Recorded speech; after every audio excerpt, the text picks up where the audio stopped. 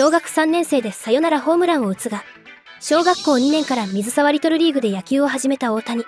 3年生の頃、県大会の準決勝でサヨナラホームランを打ちます。飛距離は65メートル。中学生ですら年に1、2本と言われているホームランをサヨナラで決めたのです。しかし、球審の判定はバッターアウト。わずかに右足がバッターボックスから出ていました。監督は、地元リーグ脱退の寸前まで揉めるほど抗議しますが判定は覆らず、少年大谷の初ホームランは幻となりました。小学5年生で球速110キロを記録。小学5年生の時、球速110キロメートルを記録します。この速度は中学のエースレベルです。小学6年生の時には球速120キロメートルを超え、東北決勝戦で6イニング17奪三振を記録。18アウトのうち17つが奪三振という驚異のピッチングです。そして、大谷の並外れた速球にキャッチャーが取れず、あざだらけという事態が起きます。監督は当時のことについて、6年生になると、キャッチャーが彼の球を取れない。ストレートはびっくりするような速さですし、スライダーはすごい角度で曲がるので、地元の社会人チームの捕手が試しに受けてみたら、球が取れなくて体にドーンと当ててしまい、悶絶したこともありましたね。と語っています。野球が好きすぎる。中学生の頃、合宿の時に周りが皆ゲームを持ってきている中、大谷だけが持ってきていませんでした。監督が持ってないのかと尋ねると、はい、野球の方が好きですから、と答えたそうです。これを聞いた監督は、この子は上手くなるなと思ったそうです。ボールを飛ばしすぎて怒られる。練習でもホームランを連発していた大谷。中1の頃、特大場外ホームランを放ち道路の信号機を破壊。飛距離は推定120メートル。札幌ドームですらスタンドインできるほどの飛距離です。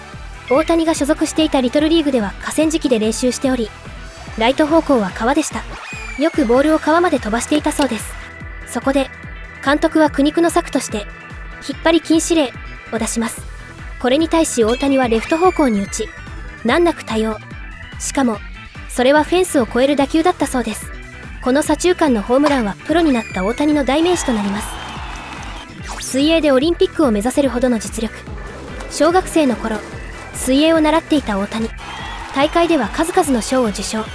高校時代の佐々木監督は、トレーニングの一環で水泳をやらせているが、大谷は泳ぐのが本当に速い。水泳部のコーチもオリンピックを目指せると言っていた。と語るほどです。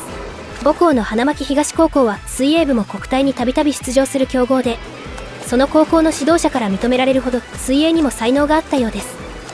小学生の頃から努力家。野球の練習が終わってからは父、徹さんと野球ノートという野球の交換日記をしていました。徹さんがその日の評価やアドバイスを書き、大谷は試合での反省や今後の課題を書き練習に生かしていたそうです。徹さんはノートで大きな声を出して元気よくプレーする、キャッチボールを一生懸命に練習する、一生懸命に走るという3原則を教えたといいます。大谷は今もこの3原則を忘れずにいて、3つの教えは基本的なものですが今でも覚えています。それはいつどのステージに行っても言われ続けることだと思います。特に全力疾走はそのこと自体に意味がありますけど、その取り組む姿勢にも大きな意味合いがあると思っていますと語っています。高校時代の活躍。当時メジャーからも注目されていた大谷。1年の頃、大谷を見たドジャースのスカウトは、この子は器が違います、3年後には間違いなくドラフト1位ですよと佐々木監督にまくしたて、メジャーでもとんでもない選手になると確信したそうです。甲子園は怪我の影響から出場は少ないながらも活躍。高校1年になると球速 147km 毎時、2年には高校2年生最速タイ記録となる 151km 毎時を記録し、みちのくのダルビッシュと呼ばれ、3年にはアマチュア野球史上最速となる 160km 毎時を記録します。なお 160km 毎時はプロ野球でも十数名しか達成していません。3年の春の甲子園では初戦で強豪大阪桐蔭高校に敗北したものの、5回まで2安打無失点6奪三振の好投を見せ、相手エースで現在阪神タイガースの藤浪晋太郎からホームランを放つなどの活躍を見せました。夏の岩手県大会決勝では敗れたものの15奪三振の活躍でした。いかがでしたでしょうか。社会人野球の選手だった父とバドミントン選手だった母の間に生まれたスポーツエリートの大谷ですが、やはり小さい頃から化け物だったようですね。他にも皆さんが知っている化け物エピソードがあればコメント欄にて教えてください。今後もこのチャンネルでは野球選手の面白いエピソードを紹介しますので、ぜひチャンネル登録していただけると嬉しいです。